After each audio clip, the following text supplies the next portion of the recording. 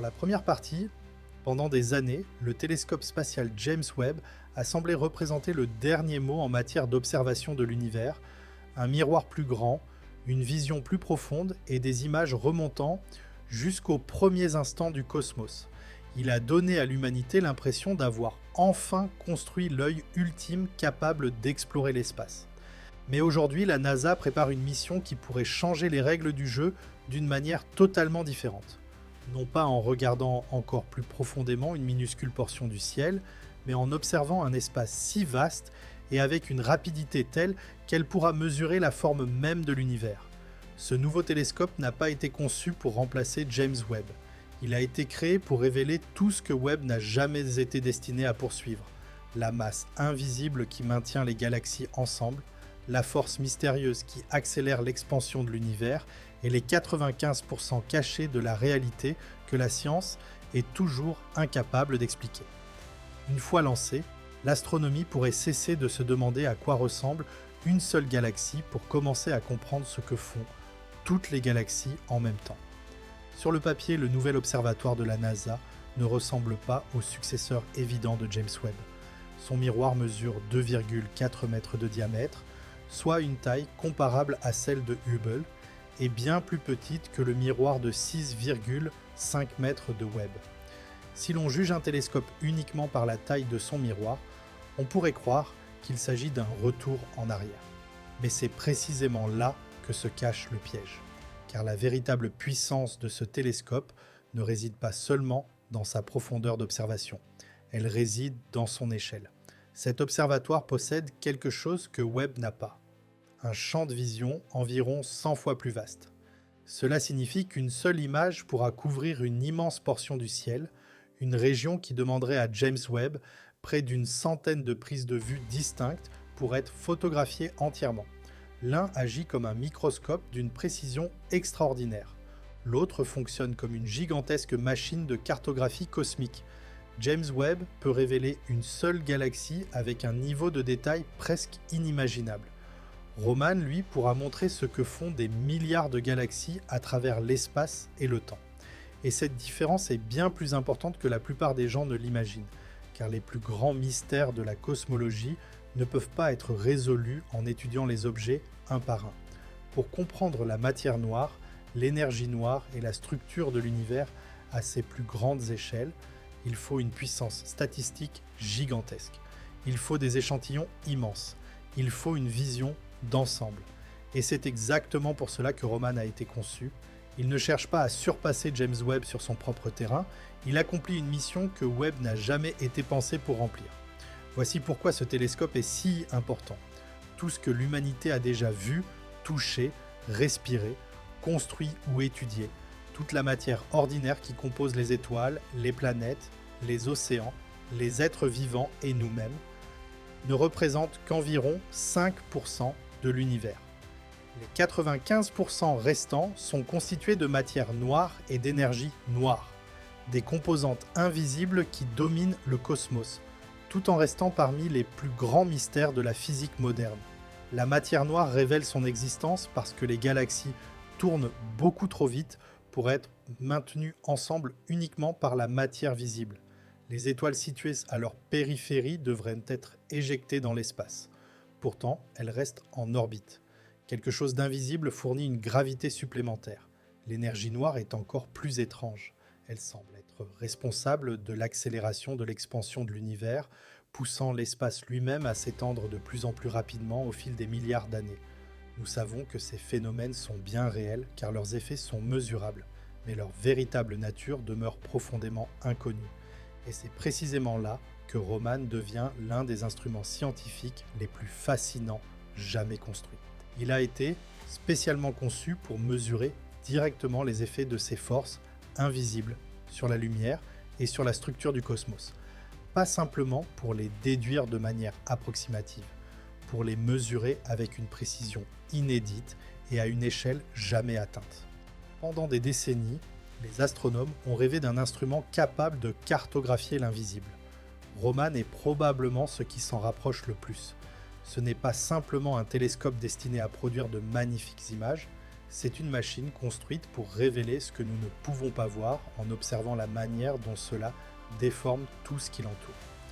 Son arme la plus puissante s'appelle la lentille gravitationnelle. Selon la théorie de la relativité générale d'Albert Einstein, toute masse courbe l'espace-temps et la lumière suit naturellement cette courbure. Même si la matière noire est totalement invisible, sa gravité agit malgré tout sur les rayons lumineux provenant des galaxies situées derrière elle. Le résultat est subtil mais mesurable. Ces galaxies apparaissent légèrement étirées, déformées ou orientées de manière anormale. À première vue, ces différences sont presque imperceptibles, mais lorsqu'on en observe suffisamment, elles deviennent un véritable langage cosmique. Avec quelques milliers de galaxies, les scientifiques obtiennent seulement des indices. Avec plusieurs millions, ils commencent à distinguer les grandes structures. Avec environ 2 milliards de galaxies, Roman franchira un seuil complètement inédit. Les relevés précédents travaillaient avec quelques dizaines de millions de galaxies. Roman multipliera cette quantité de façon spectaculaire, au point où le signal produit par la matière noire cessera d'être une simple hypothèse statistique pour devenir une véritable carte du cosmos.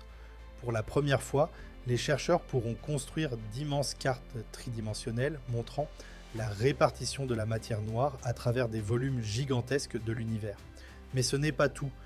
Pendant qu'il dressera cette cartographie, Roman étudiera également l'histoire de l'expansion cosmique sur près de 10 milliards d'années. Pour y parvenir, il observera des milliers de supernovas ainsi que la distribution des galaxies à très grande échelle. Ces observations permettront de répondre à une question fondamentale. L'énergie noire se comporte-t-elle exactement comme la constante cosmologique imaginée par Einstein ? Ou cache-t-elle une physique entièrement nouvelle que nous n'avons pas encore découverte ? Autrement dit, Roman pourrait nous dire si l'accélération de l'expansion de l'univers est un phénomène relativement simple ou si elle constitue le premier indice d'une révolution majeure en physique.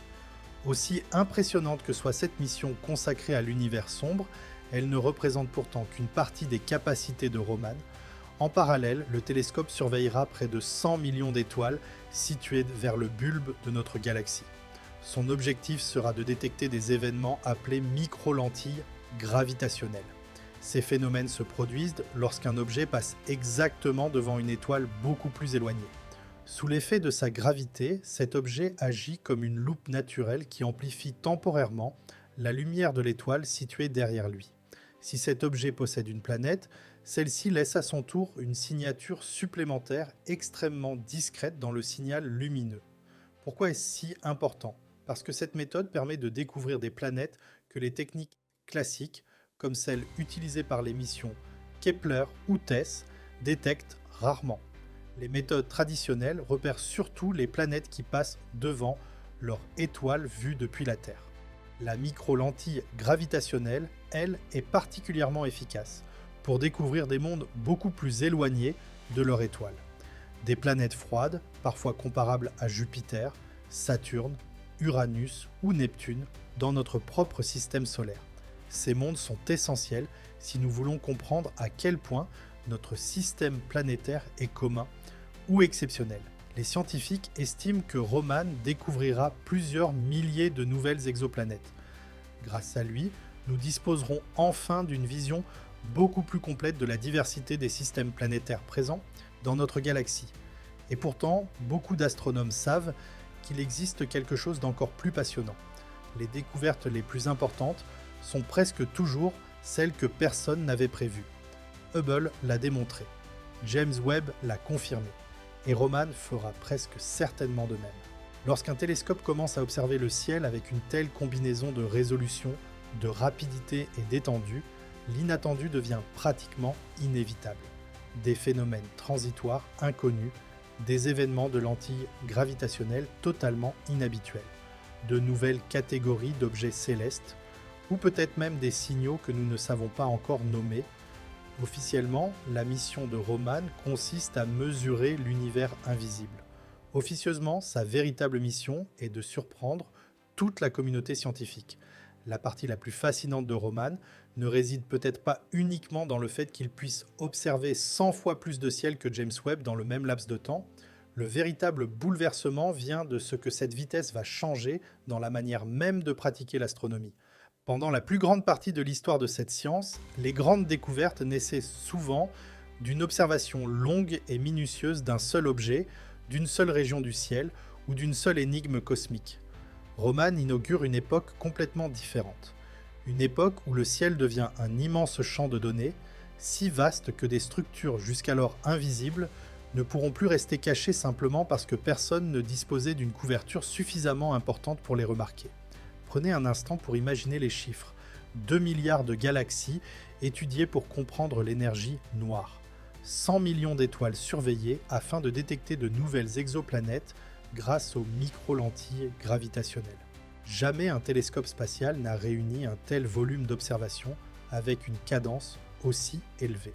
À partir de ces quantités gigantesques de données, l'univers cesse d'apparaître comme une collection d'objets isolés. Il commence à se comporter comme un système complet que l'on peut enfin mesurer. Roman ne nous montrera pas seulement davantage d'objets célestes, il nous révélera également si le cosmos obéit à des structures statistiques que nous étions tout simplement incapables de détecter jusqu'à présent, faute d'observations suffisamment nombreuses. Et c'est précisément ce qui rend cette mission si révolutionnaire. Lorsque la recherche passe de quelques études exceptionnelles à un véritable recensement cosmique, les anciennes incertitudes commencent à disparaître.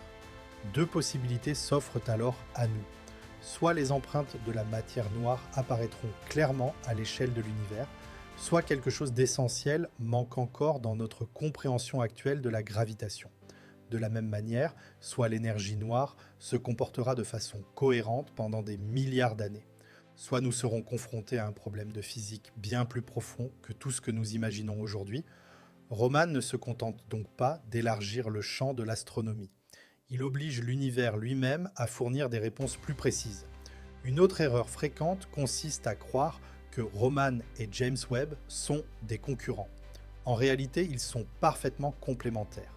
Ils représentent les deux moitiés d'un système scientifique bien plus puissant que chacun pris séparément. James Webb est le spécialiste du gros plan. Il peut observer un objet unique avec une précision extraordinaire et révéler des détails qu'aucun autre instrument ne peut voir. Roman, lui, est l'explorateur du grand angle. Il balaie d'immenses régions du ciel afin de découvrir où se produisent les phénomènes les plus intéressants. L'un détecte les grandes tendances, l'autre les examine dans leurs moindres détails. Cette collaboration pourrait transformer notre compréhension du cosmos.